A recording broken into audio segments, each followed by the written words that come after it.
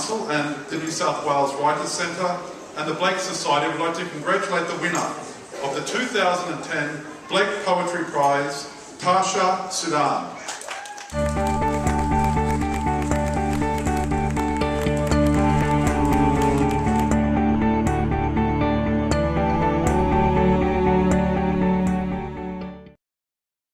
That night, I imagine, underneath my eyelids, I saw him. The lamplight on his hair shining like black lacquer, the sump smell of his scalp. He bends over me in this vision. His breath falls into that warm hollow cast from his own. I make of my throat a well to house the falling pebble.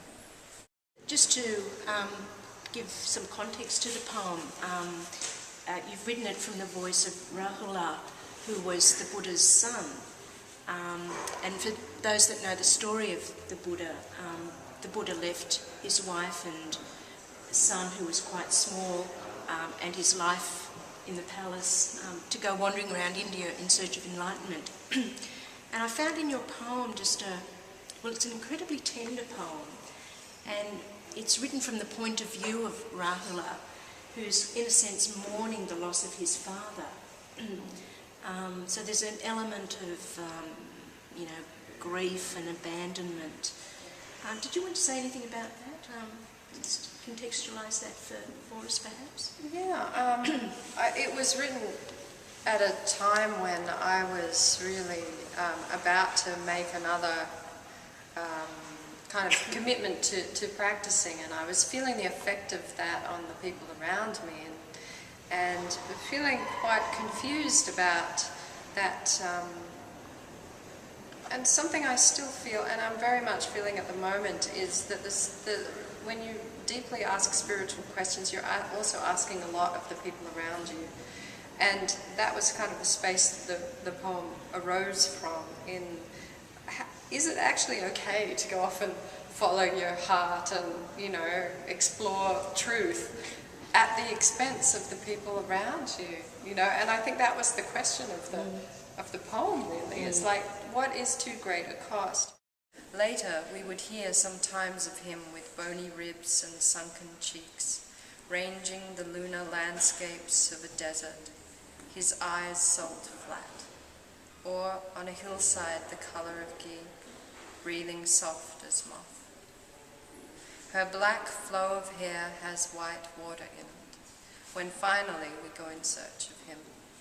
And so I studied journalism, radio journalism, and I studied writing, and I felt quite disillusioned by the end of my degree. That wasn't the answer, so I threw it all away, moved to the country, and continued to ask that question of what does it mean to live? Like, what is life for? And it was a very conscious question in my heart for as long as I can remember.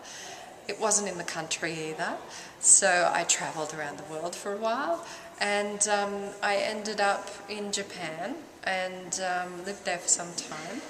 And while in Japan, I encountered Buddhism and Zen Buddhism practice, and that became then the focus of my life. And so now I'm living back in Japan in a Zen monastery.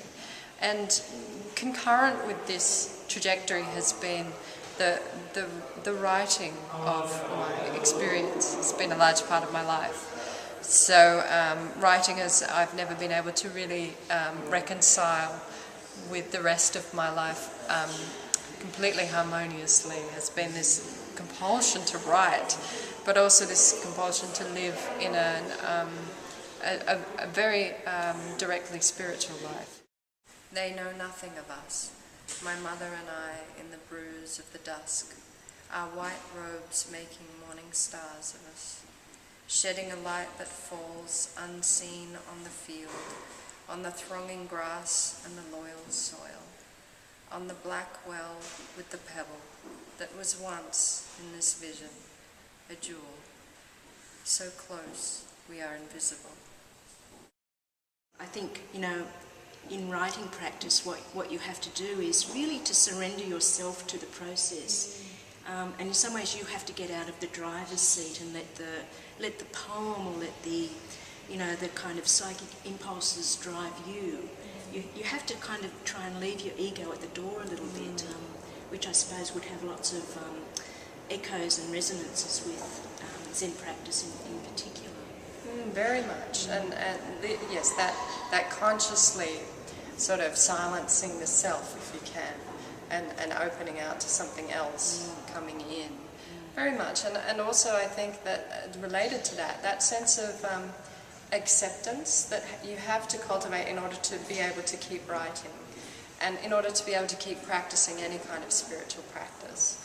I think there's that sense that you absolutely have to, at some point, just accept whatever is happening.